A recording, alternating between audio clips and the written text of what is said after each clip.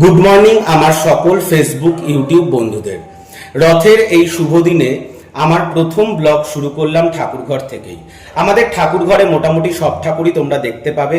যাই হোক, আমি পুজো সেরে আমরা চারজন মানে আমি, রাজ, অভিজিৎ এবং কৃষাণু আমরা বেরিয়ে পড়লাম শ্রীরামপুর মাহেশের রথের উদ্দেশ্যে। আমরা বাড়ি থেকে বেরিয়েছি দুপুর 3:30-র সময়। জানি না আমরা শ্রীরামপুরে কখন পৌঁছাবো এবং আদৌ রথটানা দেখতে পাবো কিনা। তার কারণ অনেকগুলো ব্রেক জার্নি করে আমাদের শ্রীরামপুরে পৌঁছতে হবে। প্রথমে অটো করে কেষ্টপুর, তারপর বাসে করে বিধাননগর স্টেশন, তারপর ডানকুনি ট্রেনে উঠে বালিহল্ট নামা এবং সেখান থেকে পায়ে হেঁটে বালি স্টেশন যাওয়া এবং বালি থেকে অবশেষে শ্রীরামপুর স্টেশনে নামা। জানি না শ্রীরামপুরে আমরা কখন পৌঁছবো। বিধাননগর থেকে 20 টাকা রিটার্ন টিকিট কেটে একটি বার্গার খেয়ে উঠে পড়লাম ডানকুনি লোকালে। ট্রেন থেকে দক্ষিণেশ্বরের মন্দির এবং মা গঙ্গাকে দর্শন করে নেমে গেলাম বালিহল স্টেশন। সব ঠিকই চলছিল, বিপদ ঘটলো আমাদের এই বালিহল স্টেশন থেকে বালি স্টেশন যাওয়ার পথে। হাওড়া বালি লাইনের দুটো লাইন আছে, একটা মেন লাইন, একটা কর্ড লাইন। বালিহল থেকে বালি স্টেশনে যেতে গেলে প্রথমে কর্ড লাইনের স্টেশন আসে, তারপর আরো একটু হাঁটলে মেন লাইনের স্টেশন আসে।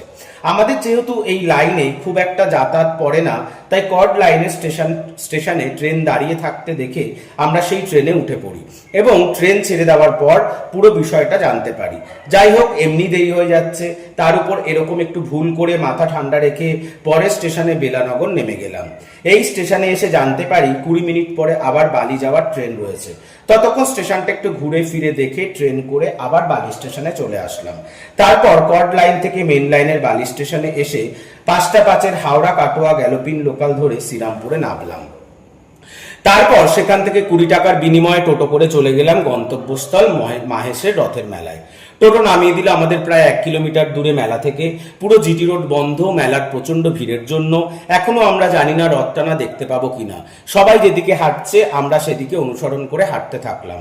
রাস্তায় অনেক ছোট বড় রথ দেখলাম। যত এগোতে লাগলাম ভিড়ও বাড়তে থাকলো। অবশেষে দূর থেকে মাহেশের রথ দেখতে পেলাম। এখনো বুঝতে পারছি না রথটা টানা হয়ে গেছে কিনা।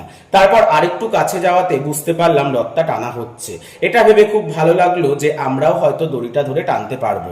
প্রচন্ড ভিড়, গরম, তার উপর কিছুক্ষণ আগে হয়ে যাওয়া বৃষ্টিতে রাস্তার ধারে জল কাদায় পরিস্থিতি অন্যরকম হয়ে উঠেছিল।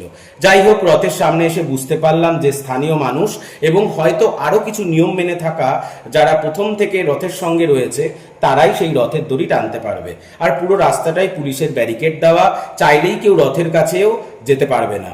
যাই হোক, অত কাছ থেকে প্রায় 4 তলা সমান রথ দেখে এবং জগন্নাথ ঠাকুর দেখে মনটা ভরে গেল। এত কষ্ট করে আসাটা যেন সার্থক হলো। তারপর ধীরে ধীরে রথকে বিদায় জানিয়ে এগিয়ে গেলাম জগন্নাথ মন্দিরের কাছে। মন্দিরে প্রবেশ করে কিছুক্ষণ সেখানে সময় কাটিয়ে 30 টাকার বিনিময়ে প্রসাদ খেয়ে মেলা ঘুরে বেরিয়ে পড়লাম বাড়ি ফেরার উদ্দেশ্যে। এবার ঠিক করলাম আমরা যেভাবে এসেছি সেভাবে ফিরবো না, আমরা যাব গঙ্গা পার হয়ে টিটাগড় থেকে। যেমন ভাবা তেমন কাজ। প্রায় 10 মিনিট পায়ে হেঁটে ফেরিঘাট থেকে 7 টাকার বিনিময়ে লঞ্চে করে গঙ্গার সুন্দর দৃশ্য উপভোগ করতে করতে পৌঁছে গেলাম টিটাগড় বিশালক্ষী ফেরিঘাটে। সেখান থেকে 15 টাকা করে অটো ধরে পৌঁছে গেলাম টিটাগড় রেল স্টেশন। প্রচন্ড খিদের কথা মনে পড়তেই ব্যারাকপুরে সুধামার এগরোল এবং লস্যির কথা মনে পড়ে গেল। তারপর ট্রেনে করে ব্যারাকপুর নেমে হনুমানজিকে নমস্কার করে চলে গেলাম এগরোলের দোকানে। সেখান থেকে এগরোল ও পাশের দোকান থেকে লস্যি খেয়ে আবার ব্যারাকপুর স্টেশনে ফিরে আসলাম। তারপর নিজেদের কিছু ফটো তুলে ডাউন ট্রেন ধরে বাড়ি ফিরে আসলাম। জয় মাতারা।